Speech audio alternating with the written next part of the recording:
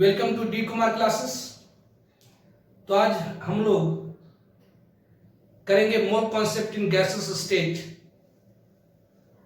तो mole concept in gas state हम लोग कर रहे थे। तो पिछले लेक्चर में मैंने आप लोगों को बताया था सम टर्म्स में। फर्स्ट वन आपको वॉल्यूम बताया था। मोल कॉन्सेप्ट इन गैस स्टेट मतलब गैस स्टेट में मोल की कैलकुलेशन करने के लिए कुछ टर्म की जरूरत पड़ेगी हेयर एंड देयर। ये टर्म ऑलरेडी पहले मैंने बताया था, लेकिन फिर से उसे मैं बता दिया था कि पहला वॉल्यूम। वॉल्यूम क्या है? The space occupied by matter is called volume. Matter जितनी जगह छेकता है वो उसकी वॉल्यूम कहलाती है। तो सॉलिड एंड लिक्विड की वॉल्यूम डिफिनिट होती है, जबकि गैसेस की वॉल्यूम इनडिफिनिट होती है।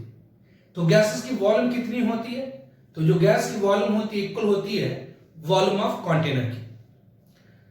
फिर मैंने आप लोगों को बताया था यूनिट्स ऑफ वॉल्यूम। फर्स्ट में क्यूबिक सेंटीमीटर, शॉर्ट में लिखते हैं सीसी। तो 1 क्यूबिक सेंटीमीटर मतलब 1 सीसी इक्वल टू होती है 1 मिलीलीटर। सेकेंड में दूसरी यूनिट वॉल्यूम की आप लोगों को मैंने बताया था क्यूबिक डेसीमीटर। तो 1 क्यूबिक डेसीमीटर इक्वल टू होती है 1 लीटर। तीसरी unit, third unit of volume आप लोगों को मैंने बताया था cubic metre. 1 cubic metre equal to होती है 1000 लीटर। फिर मैंने आप लोगों को डेंसिटी एंड वेपर डेंसिटी बताया था कि डेंसिटी क्या है। तो mass per unit volume is called density, मतलब density equal to mass upon volume. तो इसकी यूनिट्स क्या होगी? तो सीधे सिस्टम में डेंसिटी की यूनिट ग्राम पर क्यूबिक सेंटीमीटर और एसआई सिस्टम में किलोग्राम पर क्यूबिक मीटर। ऐसे जनरली जो गैसेस की डेंसिटी होती है वो एक्सप्रेस करी जाती है ग्राम पर लीटर में। जो गैसेस की डेंसिटी होती है वो एक्सप्रेस करी जाती है ग्राम पर लीटर में। जैसे एयर की जो डेंसिटी होती है रूम टेम्परेचर एंड प्रेशर पर 1.293 ग्राम पर लीटर होती है। फिर मैंने आपको वेपर डेंसिटी बताया था कि वेपर डेंसिटी क्या है? तो ratio of molar mass of any gas to the molar mass of hydrogen gas is called vapour density. तो vapour density is equal to simply molecular mass upon 2। फिर pressure बताए थे। What is pressure? प्रेशर क्या होती है? तो force per unit normal area is called pressure, मतलब P is equal to F upon A। Pressure at the bottom of, जान लीजिए सॉलिड और लिक्विड के केस में जो प्रेशर होती है that is due to weight, मतलब सॉलिड और लिक्विड की मास होती है उसके ऊपर एक्सेलरेशन ड्यू टू ग्रेविटी होती है। तो mass into acceleration due to gravity that is a force of force per unit area that is called pressure. तो सिंपल वर्ड में कहते हैं कि सॉलिड और लिक्विड के केस में प्रेशर होती है ड्यू टू वेट, जबकि इन गैस स्टेट प्रेशर होती है due to collision between gases molecules and wall of container. मतलब किसी कंटेनर के अंदर आपने गैस रख दिया है तो जो गैस की मॉलिक्यूल्स होती हैं वो रैंडम मोशन करती है, जिसके कारण गैस मॉलिक्यूल आपस में कोलाइड करती, साथ ही साथ कंटेनर के मतलब बर्तन के दीवार से टकराती है।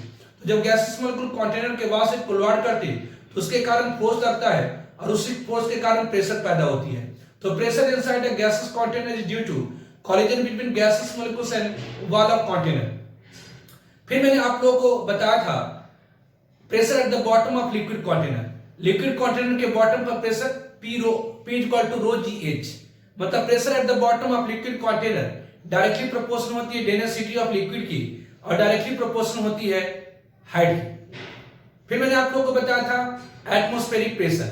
Pressure exerted by atmosphere on a body, किसी बॉडी के ऊपर जो एटमॉस्फेरिक प्रेशर लगाता है वह उसकी एटमॉस्फेरिक प्रेशर कहलाती है। तो वह जो एटमॉस्फेरिक प्रेशर होती वो मेजर करी जाती है बैरोमीटर द्वारा। तो बैरोमीटर वह डिवाइस जिसके द्वारा एटमॉस्फेरिक प्रेशर को मेजर किया जाता है।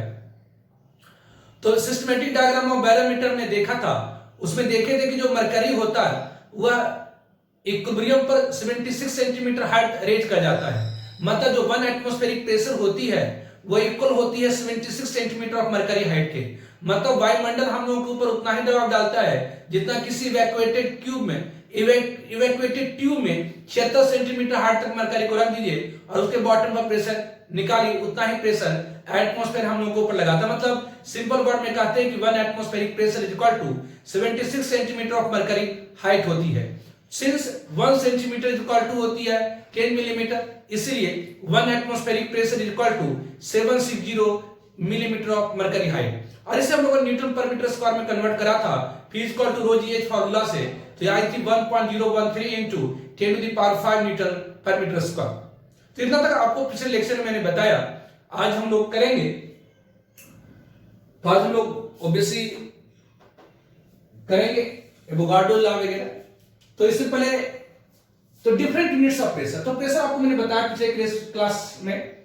Now different units of pressure, different units of pressure, pressure की डिफरेंट यूनिट्स। तो डिफरेंट यूनिट्स ऑफ प्रेशर, तो फर्स्ट वन इज द, तो सिंस प्रेशर क्या होती है, तो फोर्स पर normal area is called pressure. तो प्रेशर इज इक्वल टू क्या होती है, तो force upon area that is called pressure. तो फोर्स पर नॉर्मल एरिया क्या होती है, प्रेशर। तो अगर हम फोर्स को न्यूटन और एरिया को मीटर स्क्वायर में ले लें, तो प्रेशर की जो यूनिट हो जाएंगी newton per metre square, newton per metre square. ध्यान रखेंगे newton per metre square is also called pascal. Note, newton per metre square is also called Pascal. Is also called Pascal. Pascal was great scientist of physics, जिनके नाम को honour करने के लिए ही Newton per metre square को pascal कहा जाता है। मतलब pascal means Newton per metre square, या न्यूटन पर मीटर स्क्वायर मतलब pascal. It is an SI unit of pressure. और ये क्या है, इट इज एसआई यूनिट। ये क्या है, तो एसआई यूनिट है किसकी, तो प्रेशर की। तो प्रेशर की एसआई यूनिट क्या, तो न्यूटन पर मीटर स्क्वायर की या पास्कल की। सेकेंड, जो दूसरी हम लोग यूज करते हैं प्रेशर मापने की, पर्टिकुलरली गैसेस की प्रेशर मापने की, वह एटीएम है। एटीएम मतलब एटमॉस्फेरिक प्रेशर, वायुमंडलीय दबाव। आपने पढ़ा कि 1 atmospheric pressure is equal to कितनी होती है, तो 76 सेंटीमीटर ऑफ मरकरी हाइट। ये इसी को आप 1 centimetre is equal to 10 millimetre, तो ये क्या होगी, तो 760 मिलीमीटर ऑफ मरकरी हाइट। और इसी अगर आपने न्यूटन पर मीटर स्क्वायर में कन्वर्ट करा, तो ये कितनी होगी, तो 1.013 into 10⁵ newton per metre square. तो ये हो गई। नाउ थर्ड वन, तीसरी यूनिट प्रेशर की, थर्ड यूनिट ऑफ प्रेशर, तीसरी यूनिट प्रेशर की, दैट इज द टॉर्क। ये टॉर्क क्या है, तो 1 मिलीमीटर मरकरी हाइट के कारण, मतलब मरकरी अगर 1 मिलीमीटर हाइट चढ़े तो उसके कारण वाटर पर कितनी प्रेशर बढ़ेगी, उसे कहा जाता है टॉर्क। तो pressure due to 1 millimetre of mercury height, pressure due to 1 millimetre of mercury height, मतलब अगर मरकरी 1 मिलीमीटर चढ़ा तो उसके कारण बॉटम पर कितनी प्रेशर बढ़ी, उसे कहते हैं टॉर्क, उस प्रेशर कहते हैं टॉर्क। तो 1 torr is equal to simply क्या होती है, तो 1 torr is equal to 1 millimetre mercury height. तो 1 मिलीमीटर मरकरी हाइट के कारण जो प्रेशर होती है उसे हम कहते हैं 1 टॉर्क। 1 मिलीमीटर मरकरी हाइट के कारण जो प्रेशर होती है उसे हम कहते हैं 1 टॉर्क। मतलब 1 torr is equal to 1 millimetre mercury height, 2 torr is equal to 2 millimetre of mercury height, 3 torr मतलब 3 मिलीमीटर मरकरी हाइट। तो अगर आपसे पूछा जाए कि 1 atmospheric pressure is equal to कितनी टॉर्क, तो 1 atmospheric pressure is equal to कितनी हो गई, तो 760 मिलीमीटर ऑफ मरकरी हाइट हो गई। तो 1 मिलीमीटर मरकरी हाइट मतलब 1 टॉर्क, 2 मिलीमीटर मरकरी हाइट मतलब 2 टॉर्क, 3 मिलीमीटर मरकरी हाइट मतलब 3 टॉर्क, 4 मिलीमीटर मरकरी हाइट मतलब 4 टॉर्क। तो 760 मिलीमीटर मरकरी हाइट मींस कितनी, तो 760 टॉर्क। ठीक है, दिस उसी तरह से फोर्थ वन, जो फोर्थ यूनिट ऑफ प्रेशर है, दैट इज बार। तो fourth unit of pressure is bar, तो fourth unit of pressure is bar, तो fourth unit of pressure is bar. तो 1 bar is equal to 10 to the power 5 newton per metre square होती है। तो fourth unit of pressure is bar, तो 1 bar is equal to कितनी, तो 10 to power 5 newton per metre square होती है। तो अगर आपसे पूछा जाए कि 1 atmospheric pressure is equal to कितनी बार, तो 1 atmospheric pressure is equal to कितनी होती है, तो 1.013 into 10 to power 5 newton per metre square. तो 10 to power 5 newton per metre square को क्या कहते हैं, तो बार कहते हैं। तो इट इज इक्वल टू कितनी हो गई, तो 1.013 बार। तो obviously 1 atmospheric pressure is equal to कितनी, तो 1.013 बार हो गई। ध्यान रखेंगे एनटीपी का फुल फॉर्म होता है normal temperature and pressure, normal temperature and pressure. और एसटीपी की फुल फॉर्म होती है standard temperature and pressure, standard temperature and pressure. तो यदि किसी कंटेनर की टेम्परेचर 0 डिग्री सेल्सियस और प्रेशर 1 atm, अगर किसी कंटेनर में आपने गैस रखा है और उसका टेम्परेचर अगर 0 डिग्री सेल्सियस और प्रेशर 1 atm, तो 0 डिग्री सेल्सियस टेम्परेचर और प्रेशर 1 atm उसे कहा जाता है एनटीपी या एसटीपी, ध्यान रखेंगे। तो 0 डिग्री सेल्सियस टेम्परेचर हो एंड 1 atm इज कॉल्ड, कहलाता क्या है, इज कॉल्ड एनटीपी और एसटीपी। इसे एनटीपी भी कह सकते हैं, एसटीपी भी कह सकते। ध्यान दीजिए, अगर डिग्री सेल्सियस को केल्विन में बदलना है तो 273 जोड़ दिया जाता है। जैसे मान लीजिए 0 डिग्री सेल्सियस मतलब कितनी केल्विन, तो 273 केल्विन। 10 डिग्री सेल्सियस मतलब कितनी केल्विन, तो 273 में 10 जोड़ दीजिए, मतलब 283 केल्विन। 20 डिग्री सेल्सियस कितनी केल्विन, तो 20 डिग्री में 273 जोड़ दीजिए, मतलब 293 केल्विन, 293 केल्विन। अगर आपका 27 डिग्री सेल्सियस कितनी केल्विन, तो 27 में 273 जोड़ दीजिए, मतलब 300 kelvin.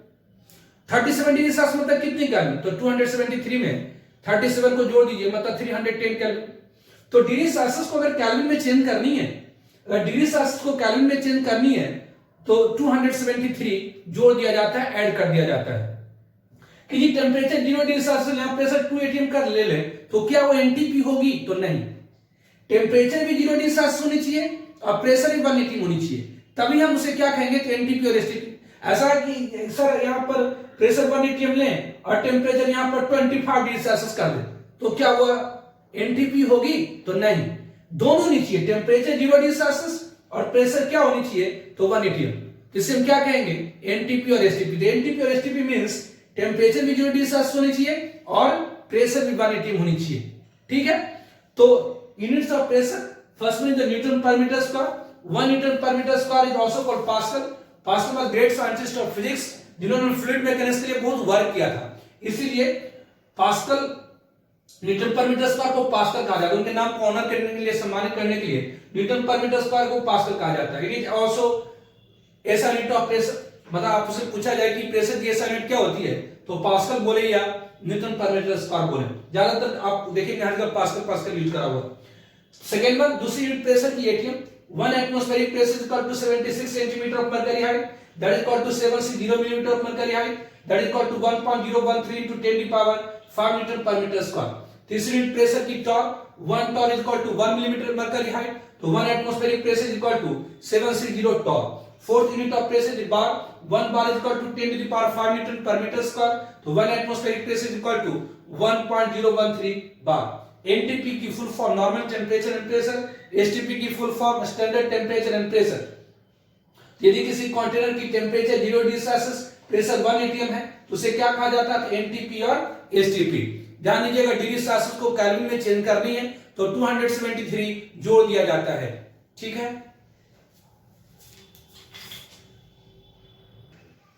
Now Avogadro law, Avogadro साहब का नियम, एवोगाड्रो लॉ,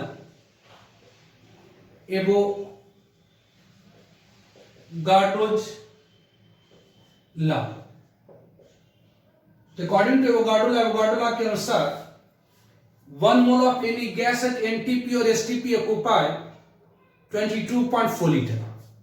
एवोगाड्रो लॉ के अनुसार 1 मोल of any gas at NTP अथवा STP, दोनों का मतलब 1 mole of any gas at NTP और STP occupy 22.4 litre.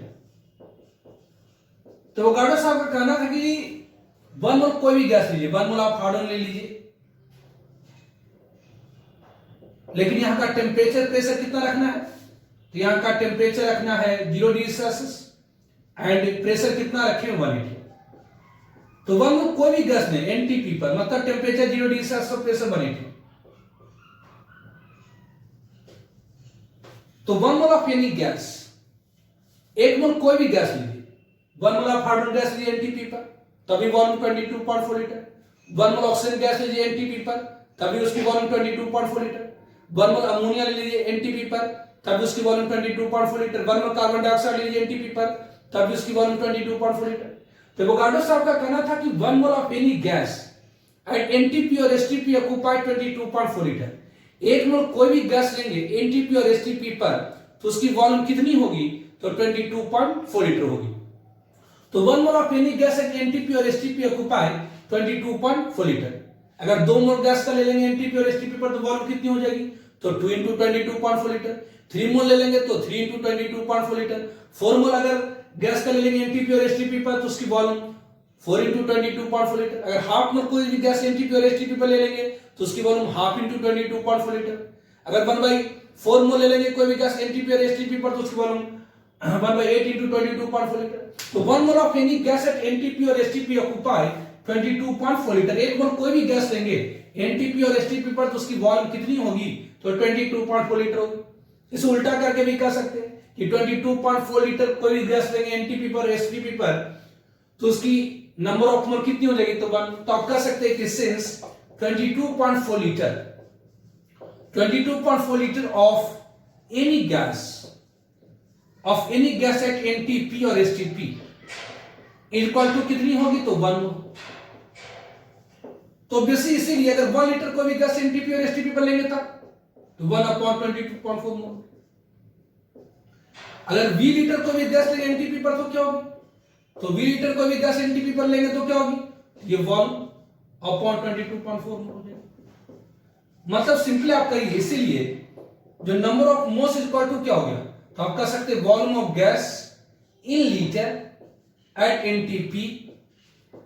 NTP divided by 22.4 litre. मतलब अगर किसी भी गैस की वॉल्यूम एनटीपी पर दिया गया है तो उसे 22.4 से डिवाइड कर दीजिए तो क्या होगी? तो नंबर ऑफ मोल। जैसे अगर आपसे पूछा जाए, फॉर एग्जांपल जैसे अगर आपसे पूछा जाए कि विच अमंग द फॉलोइंग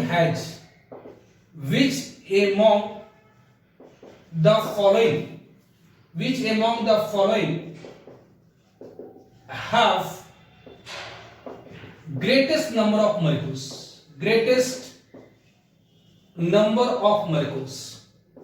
निम्नलिखित में से किसमें अणुओं की संख्या सबसे ज्यादा है? A choice 5.6 litre of nitrogen, B choice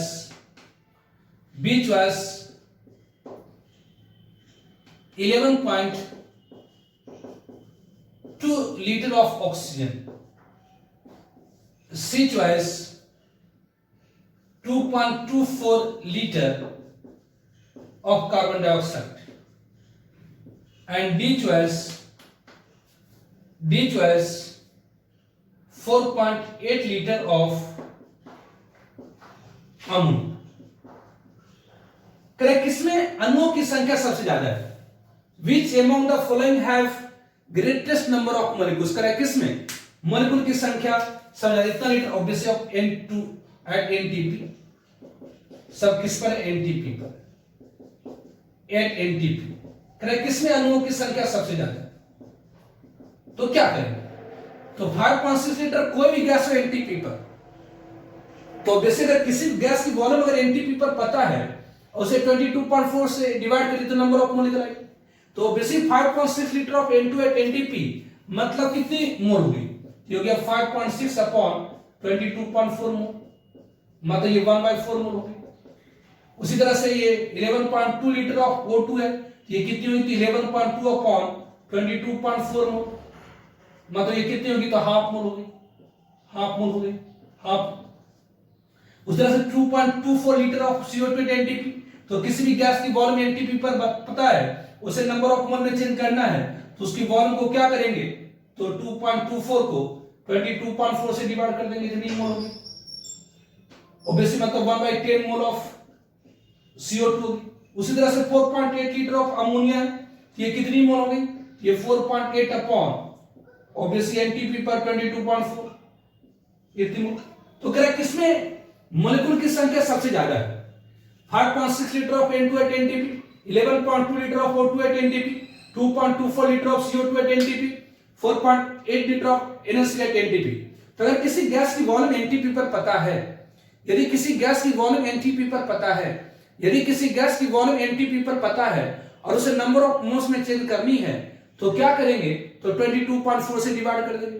अगर किसी गैस की वॉल्यूम एनटीपी पर पता है, किसी गैस की वॉल्यूम अगर एनटीपी पर पता है, उसे नंबर ऑफ मोल्स में चेंज करनी है, तो हम लोग क्या करेंगे, तो 22.4 से डिवाइड कर देंगे। तो बेसिक यहां 5.6 लीटर N2 मतलब 5.6 अपॉन 22.4 मोल हो गई। अगर 11.2 लीटर ऑफ O2 एनटीपी तो ये कितनी मोल हो गई, तो ये हाफ मोल हो गई। 2.24 लीटर ऑफ CO2 एनटीपी तो ये कितनी हो गई, तो 2.24 अपॉन 22.4 मतलब 1/10 मोल हो गई। 4.8 लीटर ऑफ NaCl एनटीपी मतलब कितनी, तो 4.8 अपॉन 22.4 मोल हो गई। तो किसमें नंबर ऑफ मॉलिक्यूल सबसे ज्यादा होगी, तो इसमें सबसे ज्यादा नंबर ऑफ मोल्स है, तो कौन सी ऑप्शन करेक्ट हो गई, तो B is the correct option. तो यहां पर करेक्ट ऑप्शन कौन सी हो गई, तो बी आपकी क्या है, तो करेक्ट ऑप्शन हो गई। ठीक है ना। General statement of Avogadro law, Avogadro law की जनरल स्टेटमेंट, तो general statement of Avogadro law, general statement of Avogadro law, Avogadro law की जनरल स्टेटमेंट। एवोगाड्रो साहब के अनुसार 1 mole of any gas at NTP और एसटीपी ऑक्युपाई 22.4 लीटर। 1 मोल कोई भी gas है एनटीपी और एसटीपी पर, तो उसकी वॉल्यूम कितनी होती है, तो 22.4 लीटर होती है। एनटीपी मतलब temperature 0 degree Celsius, pressure 1 litre, मतलब टेम्परेचर फिक्स है और प्रेशर फिक्स है। तो 1 मोल गैस की volume fix temperature and pressure पर कितना, तो 22.4 लीटर। 2 मोल गैस की वॉल्यूम कितनी हो जाएगी, तो 2 इंटू 22.4 लीटर। 3 मोल गैस की वॉल्यूम कितनी, तो 3 इंटू 22.4 लीटर। 5 मोल गैस की वॉल्यूम कितनी, तो 5 into 22.4 litre. Half mole gas की वॉल्यूम कितनी, तो हाफ इंटू 22.4 लीटर। तो फिक्स टेम्परेचर एंड प्रेशर पर यदि गैस की नंबर ऑफ मोल्स बढ़ाते जाएंगे तो गैस की वॉल्यूम भी क्या होगी, तो बढ़ती चली जाएगी।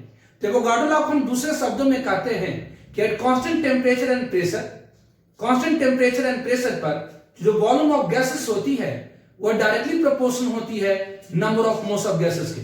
तो दूसरे शब्दों में हम लोग एवोगाड्रो लॉ को कहते हैं कि eight constant temperature and pressure, constant temperature and pressure पर जो वॉल्यूम ऑफ गैसेस होती है वह डायरेक्टली प्रोपोर्शनल होती है किसके, तो number of moles of gases. तो general statement of Avogadro law, Avogadro साहब की जनरल स्टेटमेंट क्या है, at constant temperature and pressure, at constant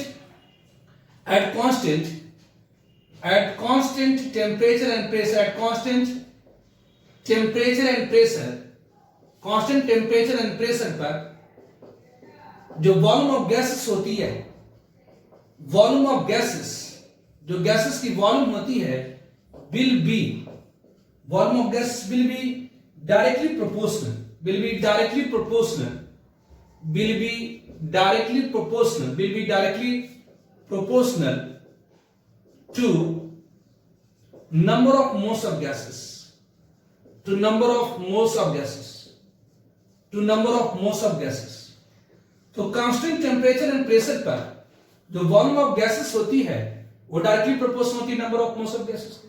मतलब 1 मोल गैस है तो वॉल्यूम 22.4 लीटर, 2 मोल अगर कर दिया तो वॉल्यूम और बढ़ जाएंगे, 3 मोल कर देंगे तो और बढ़ जाएंगे, 4 मोल कर देंगे तो और बढ़ जाएंगे।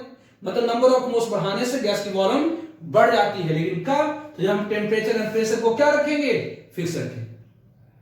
तो ये जनरल स्टेटमेंट कहलाती है एवोगाड्रो लॉ की, at constant temperature and pressure volume of gas will be directly proportional to number of moles of gas. That is जो V होती है वो डायरेक्टली प्रोपोर्शनल N की होती है, कब, at constant T and P, constant temperature and pressure. आगे आइए कुछ एग्जांपल्स हम लोग देखते हैं कि हाउ मेनी मोल्स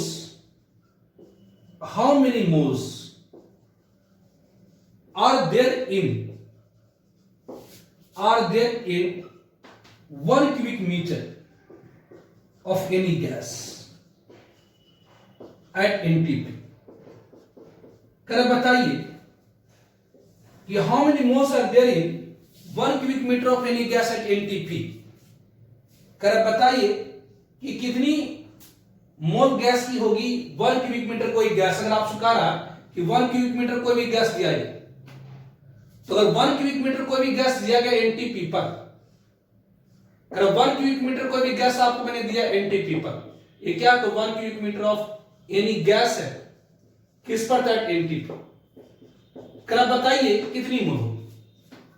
तो 1 cubic metre of any gas at NTP मतलब कितनी लीटर होगी। तो 1 क्यूबिक मीटर मींस क्या होती, तो 1000 लीटर होती। 1 क्यूबिक मीटर मींस क्या होगी, तो 1000 लीटर होगी। 1000 लीटर होती है of any gas at NTP. तो आप जानते हैं कि 22.4 litre of any gas at NTP equal to क्या होगी, तो 1 मोल। इसलिए अगर 1 लीटर कोई भी गैस एनटीपी पर होती तो 1/22.4 मोल होती। यहां कितना है, तो 1000 लीटर मतलब 10³ लीटर कोई भी गैस एनटीपी पर है तो ये कितनी होगी, तो 10³ मोल। तो इसे सॉल्व करेंगे तो 44.6 मोल आ जाता है। या डायरेक्ट भी कर सकते हैं, इतना लीटर गैस किसी भी गैस की वॉल्यूम अगर एनटीपी पर पता है, किसी गैस की वॉल्यूम अगर एनटीपी पर पता है तो उसे 22.4 से, किसी भी गैस की वॉल्यूम एनटीपी पर लीटर में पता है, किसी भी गैस की वॉल्यूम एनटीपी पर लीटर में पता है तो उसे 22.4 से डिवाइड कर दीजिए तो number of moles of gas निकल आएंगे। ठीक है। तो अनदर एग्जांपल, क्वेश्चन में कहा जा रहा कि what is the volume of 6 gram of hydrogen gas at 1 atm and 0 degree Celsius. करें कितनी वॉल्यूम होगी 6 ग्राम हाइड्रोजन गैस की at 1 atm and 0 degree Celsius. तो सोल्यूशन, करें कितनी वॉल्यूम होगी 6 ग्राम हाइड्रोजन गैस की at 1 atm and 0 degree Celsius. तो यहां पर आपको क्या दिया गया, तो 6 ग्राम दिया गया है किसकी, H2 की, किस पर, at 1 atm and 0 degree Celsius. तो 1 atm 0 डिग्री सेल्सियस को क्या कहते थे, एनटीपी। या ऐसे आप कह सकते हैं कि 6 ग्राम ऑफ हाइड्रोजन गैस।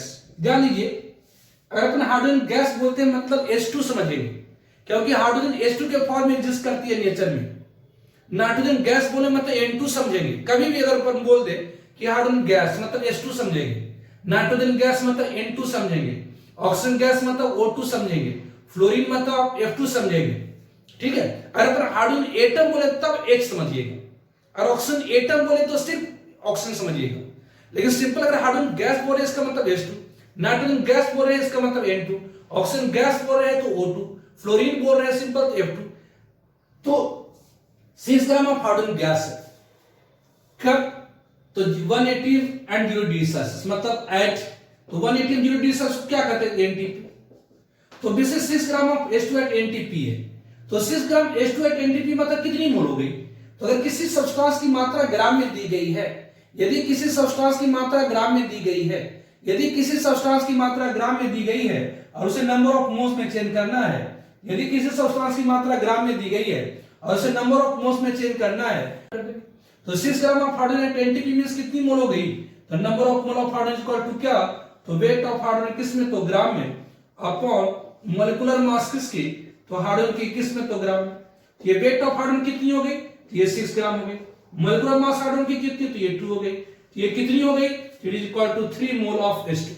ये 3 मोल ऑफ H2 किस पर, एनटीपी। तो आपने पढ़ा है कि 1 मोल कोई भी गैस हो एनटीपी पर तो उसकी वॉल्यूम होती है 22.4 लीटर। 1 मोल कोई भी गैस हो एनटीपी पर उसकी वॉल्यूम होती है 22.4 लीटर। 2 मोल कोई भी गैस लेंगे एनटीपी पर तो 2 into 22.4 लीटर। 3 मोल अगर कोई भी गैस है एनटीपी पर तो उसकी वॉल्यूम 3 into 22.4 लीटर। इसलिए volume of H2 at NTP equal to कितनी हो जाएगी, ये ऑब्वियसली 1 मोल की वॉल्यूम 22.4 लीटर, तो 3 मोल की वॉल्यूम कितनी, तो 3 into 22.4 लीटर ऑब्वियसली कब, एट एनटीपी।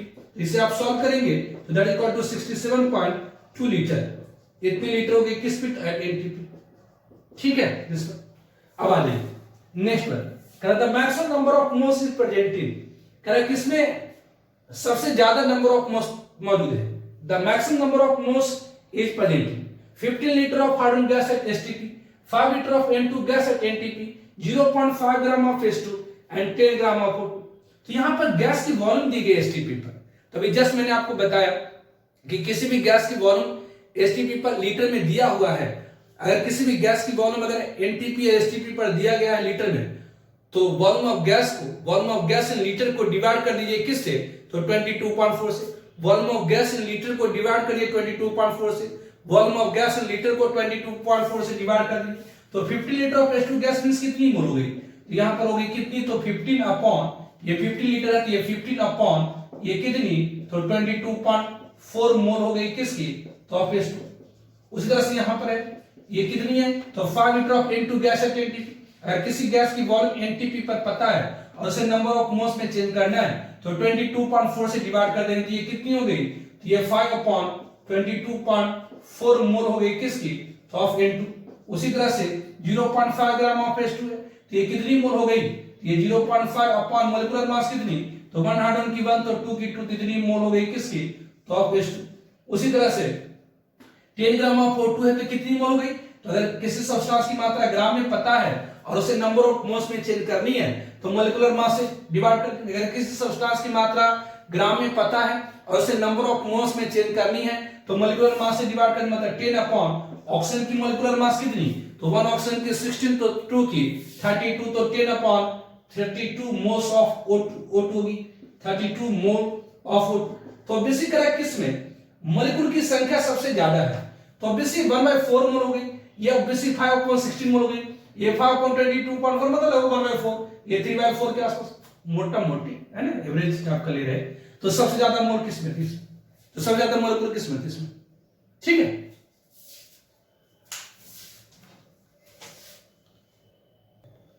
अनदर एग्जांपल, तो क्वेश्चन में कहा जा रहा है कि how many molecules of CO2 are contained in 1 liter of air if the volume content of CO2 is 0.03% at NTP।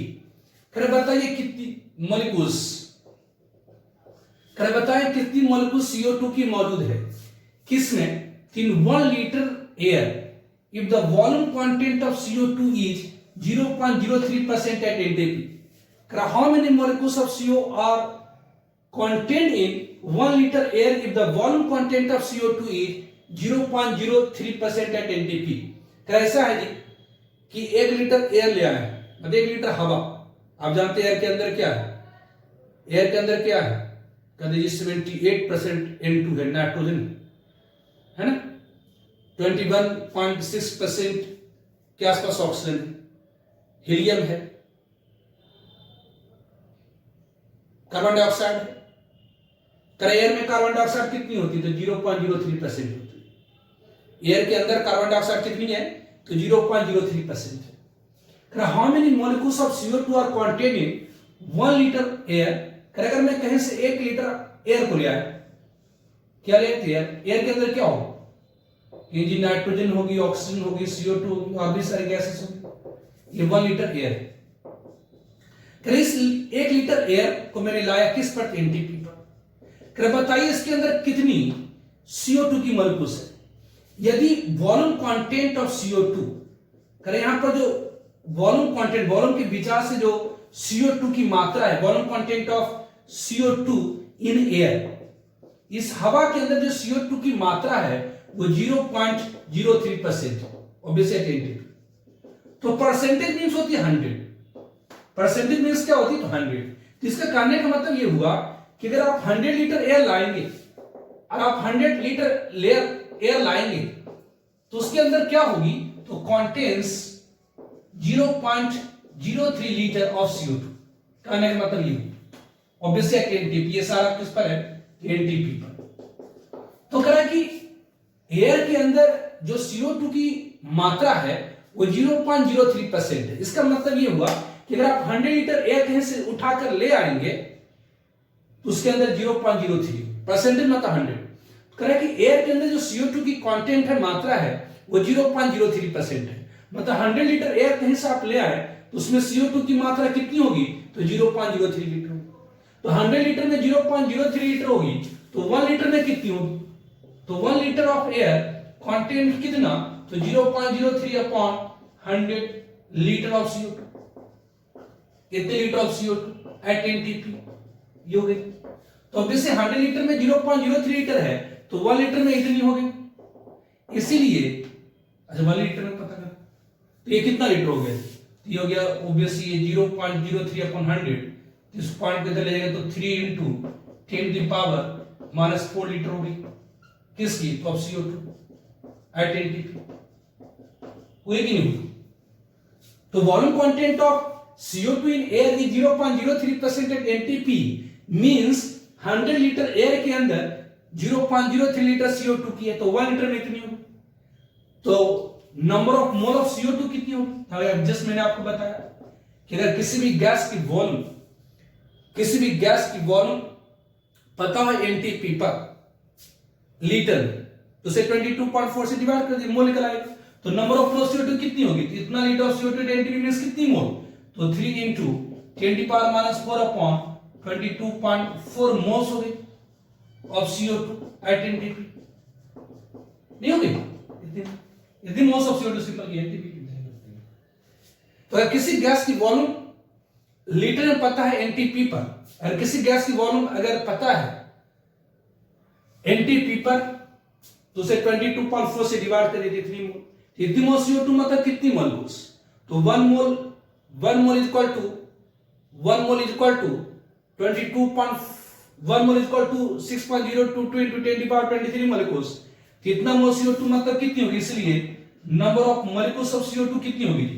तो number of molecules of CO2 की नंबर ऑफ मोलिक्यूल्स कितनी? तो 1 mole is equal to 6.022 into 10⁻23।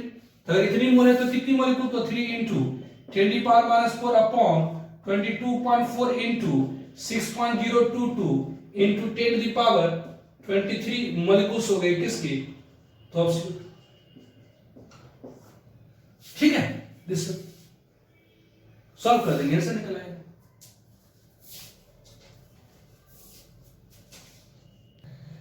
Another example, question में कहा जा रहा है कि 280 millilitre of sulphur vapour at NTP weight 3.2 gram. 280 millilitre of sulphur vapour है एनटीपी पर, उसकी वेट 3.2 ग्राम है। Determine molecular formula of sulphur vapour. Sulphur vapour की मॉलिक्यूलर फार्मूला क्या होगा? जैसे बोलते हैं ना कि ऑक्सीजन की मॉलिक्यूलर फार्मूला O2, फास्फोरस की मॉलिक्यूलर फार्मूला P4, उसी तरह से सल्फर की मॉलिक्यूलर फार्मूला कुछ होती होगी। जैसे ऑक्सीजन मतलब O2, ओजोन मतलब O3, फास्फोरस मतलब P4, उसी तरह से सल्फर वेपर की मतलब सल्फर का गैस फॉर्म की कुछ मॉलिक्यूलर फार्मूला होती है। तो कह रहे कि हमारे पास क्या है? तो 280 मिलीलीटर है किसकी? तो सल्फर वेपर की। ये क्या है? तो सल्फर वेपर की मॉलिक्यूल्स है। ये सारे क्या है? तो सल्फर वेपर की मॉलिक्यूल्स। हमारे पास क्या है?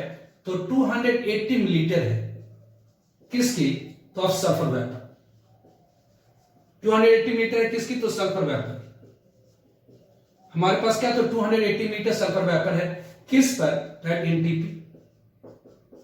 हमारे पास 280 मिलीलीटर है किसकी? तो सल्फर वेपर की किस पर? एनटीपी। इस सल्फर वेपर की जो वेट है, इस सल्फर वेपर की जो वेट है वो कितनी है? तो 3.2 ग्राम। इस सल्फर वेपर की वेट कितनी है? तो 3.2 ग्राम। बताइए मॉलिक्यूलर फार्मूला सल्फर वेपर की क्या?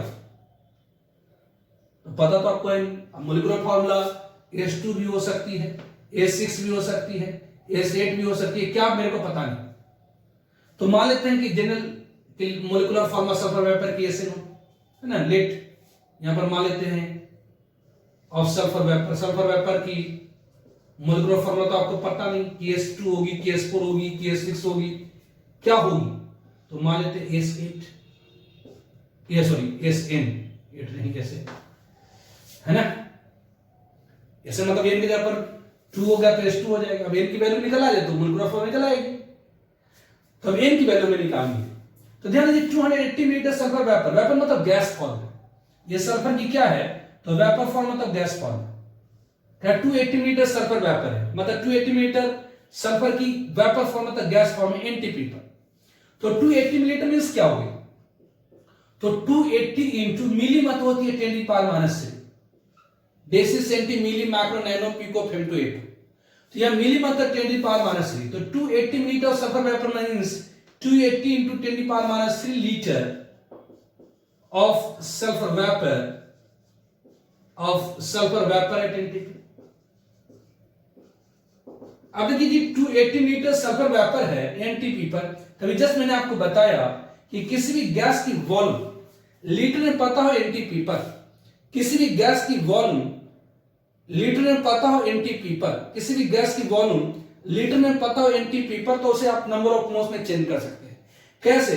तो number of moles is equal to volume of gas in litre, volume of gas in litre at NTP divided by 22.4। तो अगर किसी भी गैस की वॉल्यूम एनटीपी पर पता है लीटर, तो उसे नंबर ऑफ मोल में चेंज कर सकते हैं। कैसे? तो volume of gas in litre NTP divided by 22.4। यहां नंबर ऑफ मोल कितनी हो गई?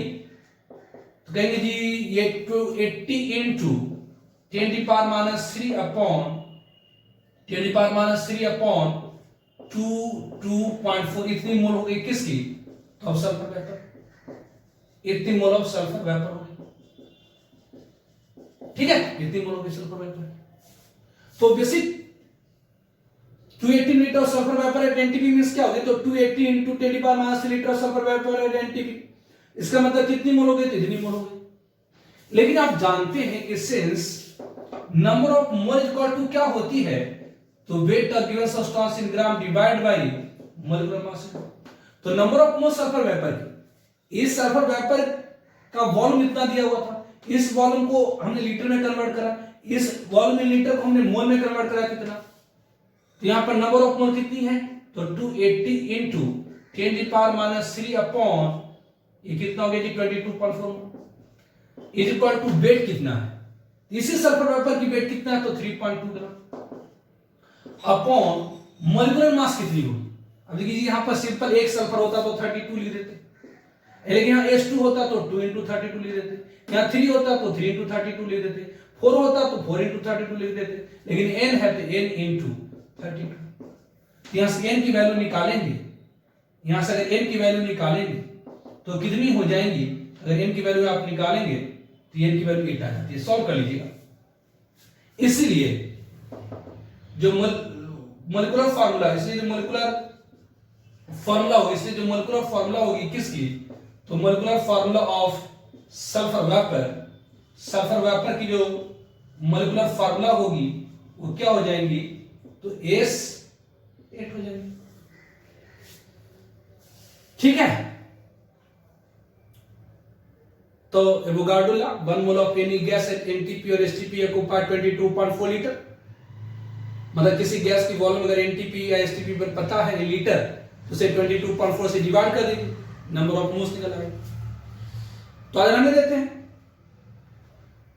नेक्स्ट लेक्चर में आइडियल गैस इक्वेशन करेंगे और कुछ एक्स्ट्रा क्वेश्चन भी 2 बताएगा हमें। ठीक है, 2 क्वेश्चन और है इसमें। तो आज रहने देते हैं, नेक्स्ट लेक्चर में करेंगे। Okay, bye.